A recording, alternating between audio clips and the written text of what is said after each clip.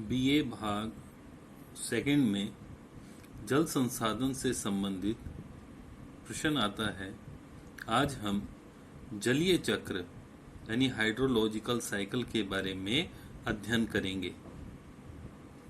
हम जानते हैं कि जल पृथ्वी पर पाया जाने वाला वह अमूल्य प्राकृतिक संसाधन है जो प्रकृति की रचना में सहभागी होकर संपूर्ण जीव मंडल को आधार प्रदान करता है।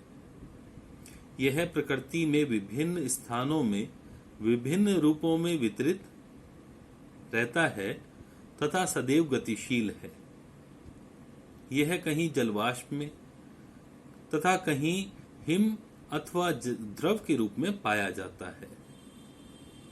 जलवायु और स्थिति के अनुसार इसका स्वरूप निर्धारित होता है और इसके स्वरूप परिवर्तन में सूर्य से प्राप्त ऊष्मा की महत्वपूर्ण भूमिका होती है। स्थलमंडल, जलमंडल तथा वायुमंडल में विद्यमान जल विभिन्न अवस्थाओं में यानी ठोस, द्रव, गैस में अपनी भौगोलिक स्थिति बदलता रहता है। यह परिवर्तन जलीय चक्र के माध्यम से पूर्ण हो पाता है। अतः स्थलमंडल, जलमंडल तथा वायुमंडल के मध्य होने वाले जल के संचरण को जलीय चक्र कहा जाता है।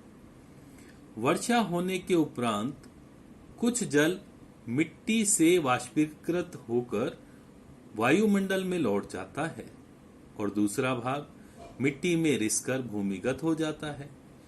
तीसरा भाग धरातल पर वाही जल यानी रन ऑफ के रूप में प्रवाहित होता है जो नदियों और नालों, सरिताओं में एकत्रित होकर महासागरों में पहुंच जाता है।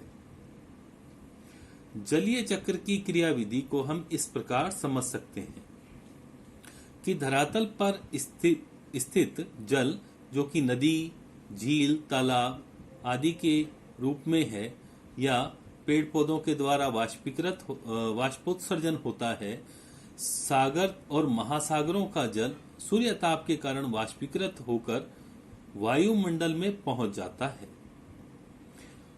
वायुमंडल में उपस्थित जल वाष्प तापमान जैसे जैसे कम होता है ये बादलों के रूप में संघनित होता है। यह जल वर्षा, ओस, पाला, बर्फ आदि के रूप में वापस धरातल और सागरों में पहुंच जाता है। इस तरह से जल तीन रूपों में मिलता है। धरातल पर वापस आया जल झीलों, नदियों, तालाबों आदि के रूप में धरातल पर उपस्थित रहता है। यह धरातलीय जल ही वाहित जल कहलाता है। धरातल पर वापस आया कुछ जल भूमिगत हो जाता है। भूमिगत होकर वो सुरक्षित रहता है और कुओं, पाताल तोड़ कुओं आदि के द्वारा उपयोग में लाया जाता है।